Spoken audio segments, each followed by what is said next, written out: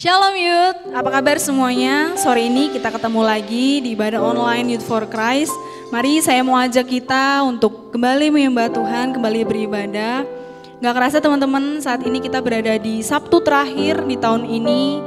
Saya mau ajak kita semua merenungkan kasih Tuhan, kebaikan Tuhan dalam hidup kita. Kami percaya Tuhan, Engkau yang selalu bersama kami. Yesus.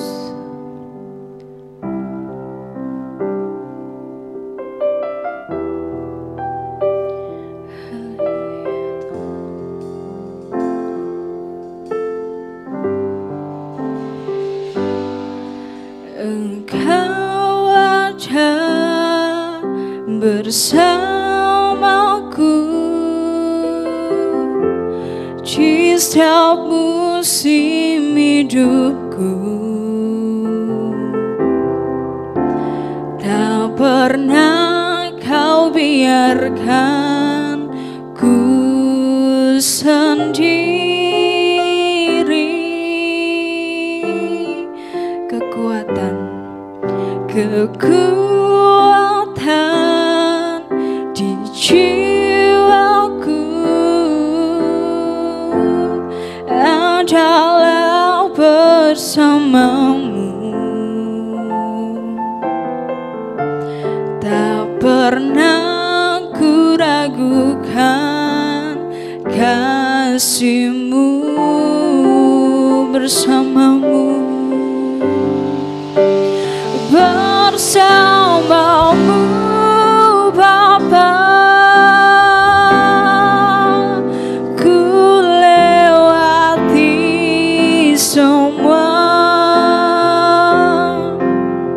perkenanan-Mu yang teguhkan hatiku.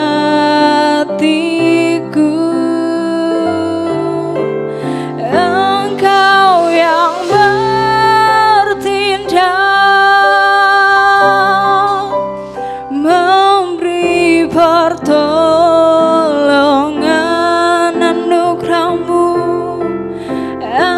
Anugerah-Mu besar melimpah bagiku. Mari anak muda menyanyikan pujian ini dari awal dengan segenap hati. Engkau ada bersamaku di setiap musim hidupku. Kami tak pernah meragukan kasih-Mu Tuhan. Ku ragukan ku sendiri, kekuatan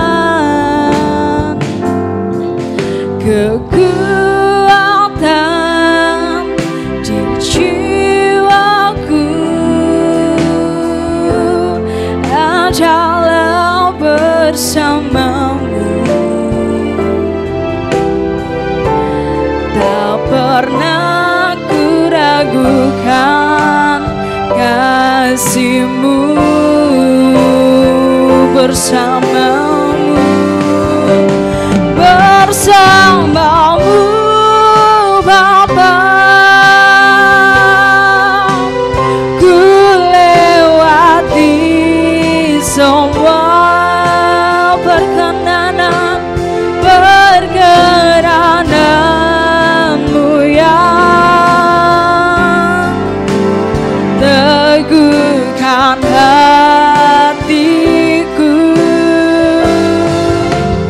Engkau yang bertindak, memberi pertolongan.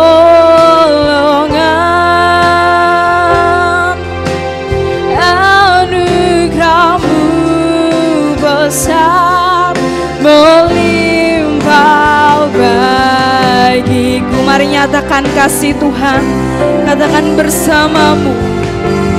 Bersamamu Bapa, ku lewati semua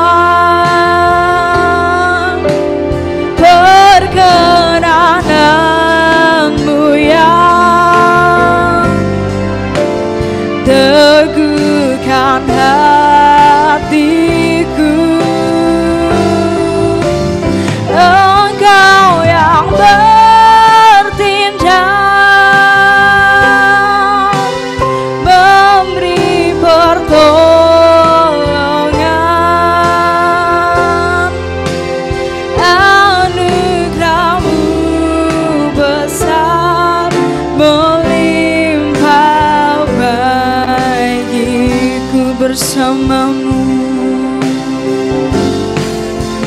bersamamu Bapa. Ku lewati semua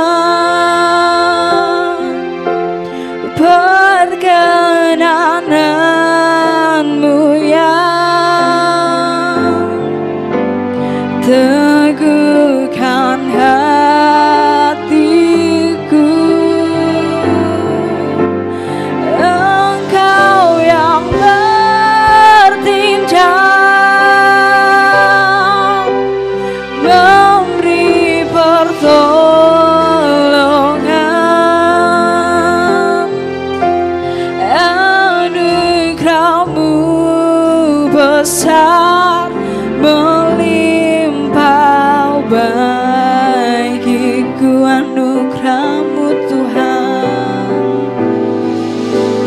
anugerahmu besar melimpah bagiku.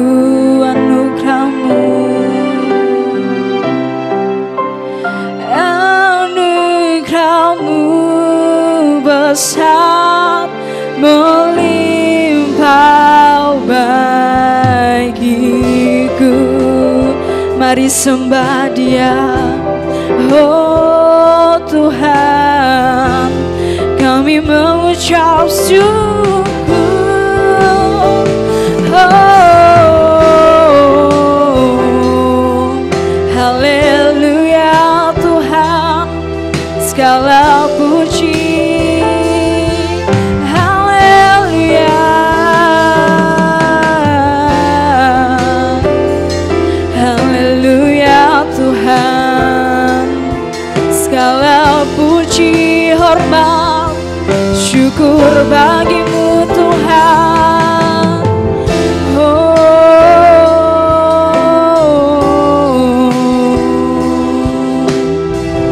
haleluya.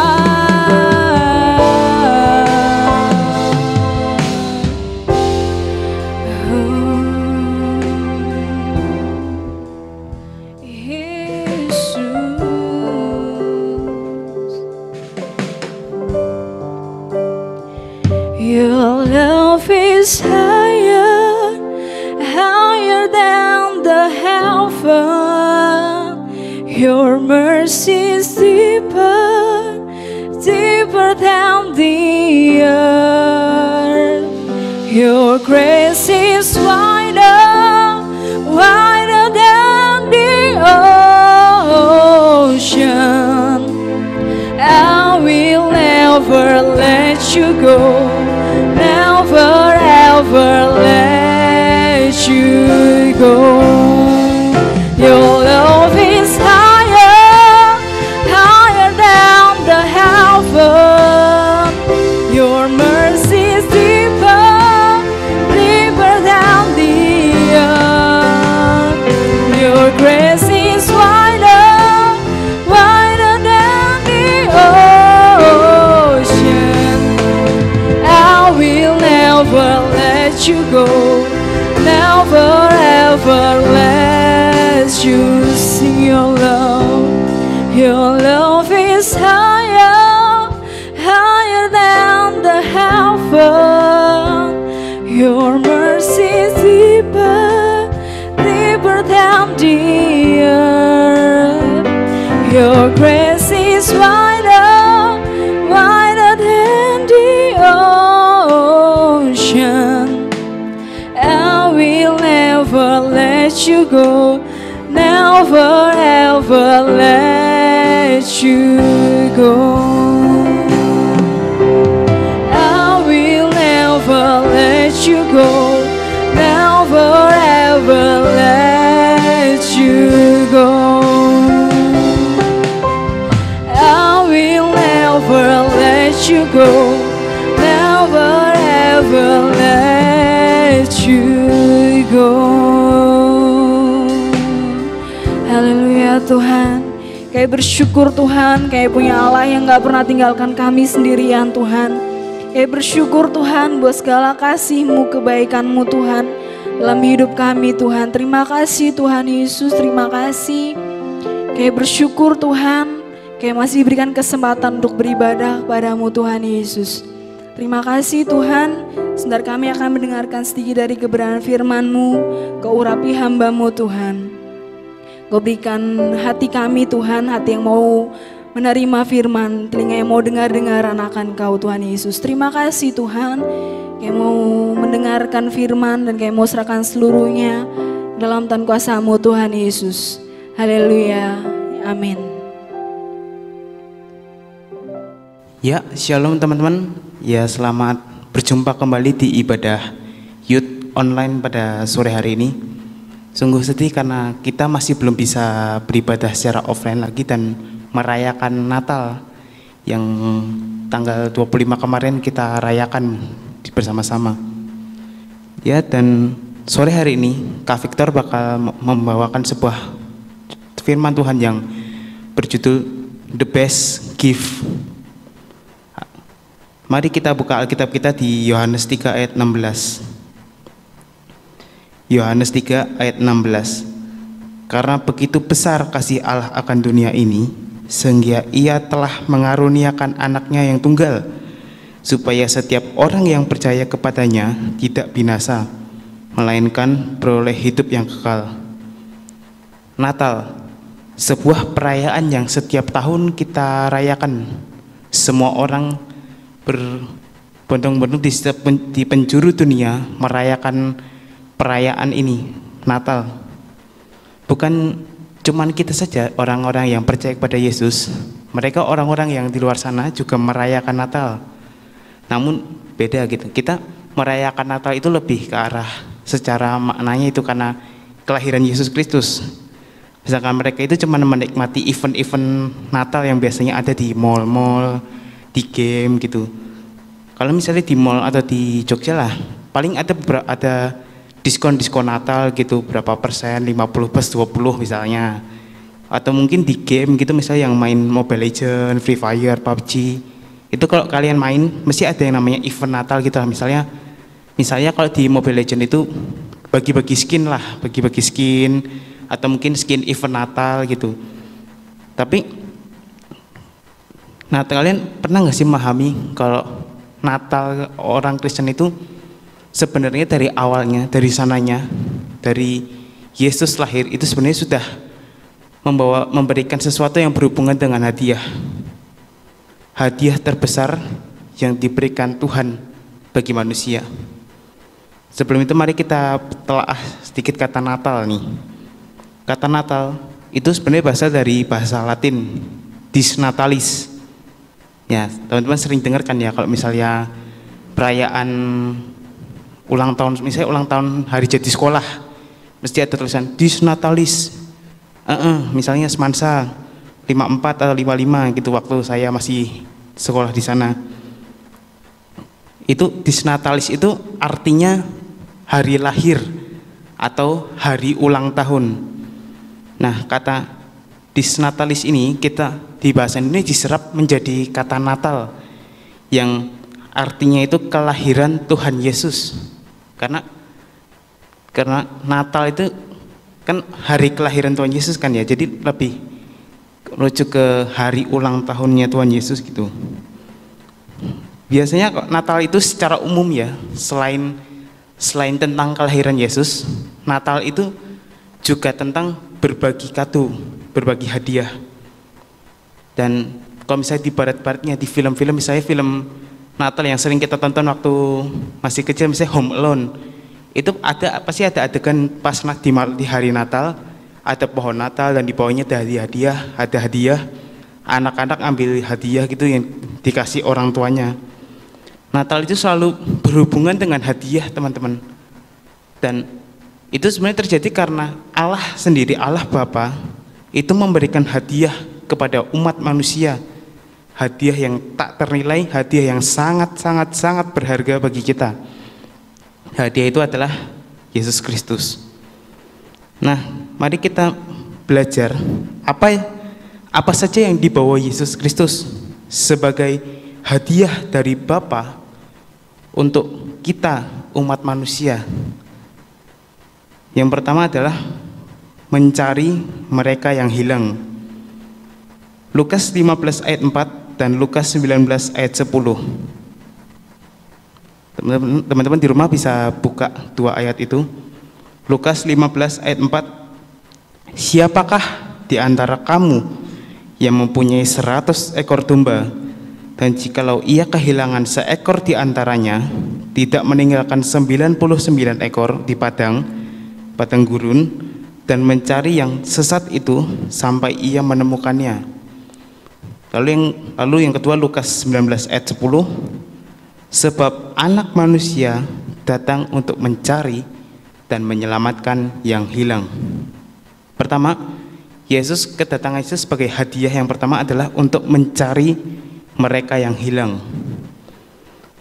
Yesus itu datang itu untuk mencari manusia-manusia yang hilang gitu, yang tersesat di jalan-jalan yang entah dia sendiri nggak tahu jalan itu benar atau enggak. Manusia itu di dunia ini makin banyak jalan-jalan yang menyesatkan manusia gitu.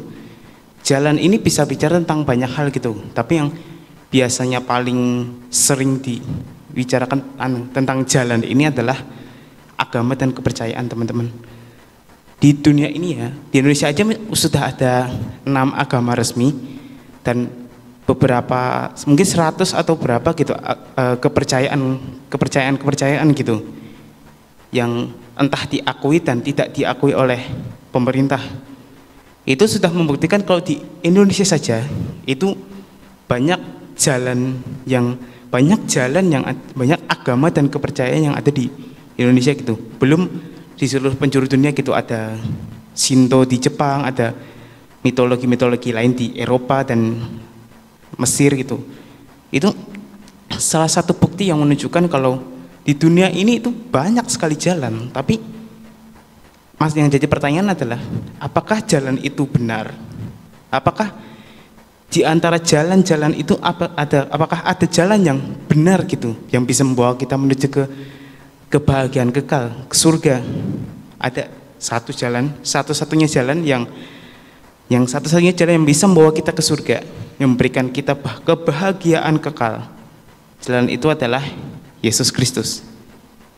Nah, Yesus itu datang supaya kita nih yang jalannya yang tidak di jalan yang benar ini, yang kita tersesat di dunia yang gila-gilaan ini, Tuhan Yesus datang untuk mencari kita dan menyelamatkan kita, membawa kita ke jalan yang benar. Bukan hanya membawa kita ke jalan yang benar, tapi juga menuntun kita di jalan yang benar. Ada satu quotes yang pernah diucapkan oleh guru saya dulu waktu saya masih sekolah di SMA, yang sekarang dia sudah tidak mengajar di situ lagi. Quotes itu berkata, tersesatlah di jalan yang benar. Suatu quotes yang mungkin cukup unik dan wah gitu kalau misalnya kita dengar secara sekali dengar gitu. Tapi kalau kita memahami kalimat itu lebih lanjut, sebenarnya kalimat itu kalau dibawa ke ranah rohani itu berbahaya, teman-teman. Karena kita tersesat. Jangan fokus ke jalan yang benarnya. Jangan fokus ke jalan yang benar. Tapi fokus ke kata tersesat. Mereka yang tersesat itu nggak tahu mereka itu berada di jalan yang benar apa enggak. Meskipun dia di jalan yang benar, tapi dia sendiri nggak tahu kalau dia itu benar di jalan yang benar apa tidak. Selain itu, di Kristen sendiri ada bidat-bidat. Bidat itu adalah ajaran yang menyimpang dari ajaran yang sesungguhnya atau ajaran yang benar.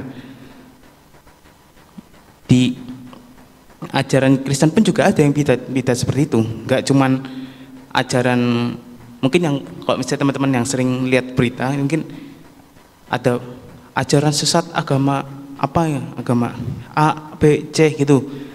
Bukan cuma di mereka saja, di Kristen pun, di agama kita pun juga ada yang namanya bidat-bidat gitu. Dan mereka itulah orang-orang yang tersesat di jalan yang benar. Jalannya benar nih, Yesus Kristus, tapi mereka tersesat. Makanya itu Yesus datang supaya Dia menuntun kita ke jalan yang benar, bukan hanya menaruh saja dan membiarkan kita tersesat di jalan yang benar, tapi juga menuntun kita ke jalan yang benar. Lalu yang kedua adalah memberikan keselamatan. Kita baca kembali di Yohanes 3 ayat 16. Karena begitu besar kasih Allah akan dunia ini, sehingga Ia telah mengaruniakan anaknya yang tunggal, supaya setiap orang yang percaya kepadanya tidak binasa, melainkan beroleh hidup yang kekal. Yang kedua adalah memberikan keselamatan. Yesus datang tidak hanya untuk mencari saja, tapi juga menyelamatkan kita. Tuhan Yesus enggak sekedar mencari kita dari jalan-jalan yang sesat, menaruh kita di jalan benar, menuntun kita di jalan benar, tapi juga menyelamatkan kita. Kalau teman-teman baca nih Alkitab kita, sebenarnya teman-teman harus mungkin sudah menyadari kalau rancangan tentang keselamatan Tuhan Yesus itu sudah ada sejak di Kejadian. Setelah manusia jatuh dalam dosa, Tuhan itu berinisiatif membuat rancangan keselamatan manusia dengan mengorbankan Yesus di kayu salib yang penggenapannya sekitar 3.000 atau 4.000 tahun di masa depan gitu. Dan rencana ini terjadi karena manusia itu memiliki kecenderungan untuk berbuat dosa. Manusia itu sangat sulit untuk bisa datang kepada Tuhan, karena kalau misalnya teman-teman pernah dengar ya, kebaikan kita itu kain kotor di mata Tuhan. Manusia itu enggak punya kelayakan yang cukup untuk berada bersama dengan Allah kalau bukan Allah yang turun tangan ke manusia.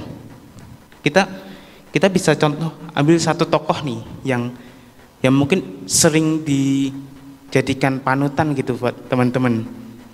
Tokoh ini adalah Daud. Kita tahulah kisah Daud itu, mulai dari dia jadi anak bungsu di keluarganya, berantem melawan Goliat dan akhirnya dia menang gitu dan jadi raja. Tapi di balik kisah-kisah heroik dan kehebatan seorang Daud sendiri memiliki sisi lemah tersendiri gitu. Kita tahu walaupun Daud ini heroik gitu dan keren gitu kalau misalnya kita lihat nih dan contoh dan bisa dijadikan panutan, Daud memiliki 3 dosa yang cukup fatal gitu kalau misalnya kita baca di Alkitab. Dosa itu yang pertama adalah dia sombong gitu dengan menghitung jumlah pasukan. Lalu yang kedua, yang mungkin kita sendiri sudah tahu gitu, dia berzinah dengan Batsheba. Dan yang ketiga, dia membunuh Uria. Kita lihat nih, Daud saja yang orang yang berkenan di mata Tuhan itu masih memiliki cacat gitu. Itu sudah menjadi bukti kalau manusia itu memiliki kecenderungan untuk menyimpang gitu. Dan karena Tuhan tahu, karena Allah tahu manusia itu memiliki kecenderungan untuk menyimpang, Dia itu turun tangan untuk membantu kita. Karena balik kembali lagi, kita ini nggak bisa melakukan apapun untuk sampai ke Tuhan gitu, karena kita ini sudah terlalu kotor di hadapan Tuhan. Namun karena kasih-Nya, karena kebaikan Tuhan, Dia datang ke dunia ini untuk menyelamatkan kita. Tuhan itu berinisiatif untuk memulihkan hubungan Dia dengan manusia. Itu karena Dia amat sangat mengasihi manusia. Kalau misalnya kita baca di Yohanes 3 ayat 16 tadi, itu dituliskan ya, karena begitu besar kasih Allah akan dunia ini. Itu kasih yang sangat besar. Dan gak ada di dunia ini, gak ada satupun kasih di dunia ini yang bisa melebihi kasih Allah pada manusia. Dan teman-teman, dan itu benar loh teman-teman. Kasih macam apa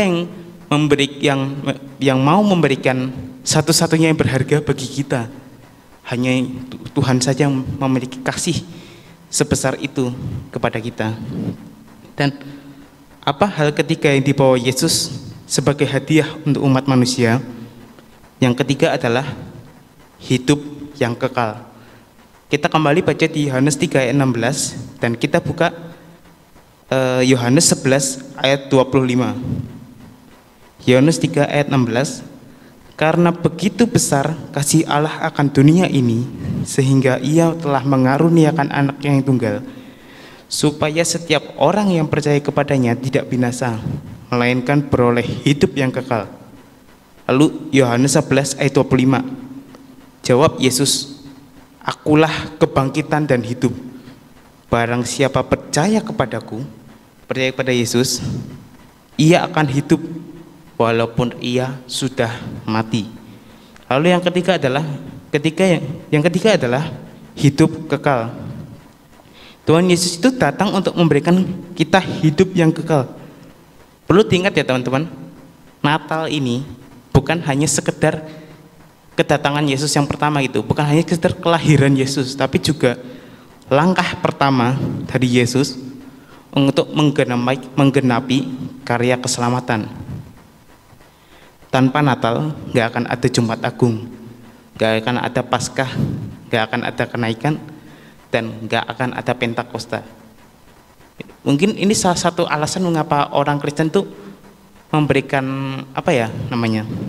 memberikan titik perayaan gitu yang lebih gitu karena kepada Natal gitu, karena Natal itu pondasi dari semua karya keselamatan Yesus gitu. Dari 5 hari besar Kristen, Natal itu pintu gerbangnya gitu, karena Yesus itu datang untuk memberikan kita hidup yang kekal lewat kematian Dia di kayu salib.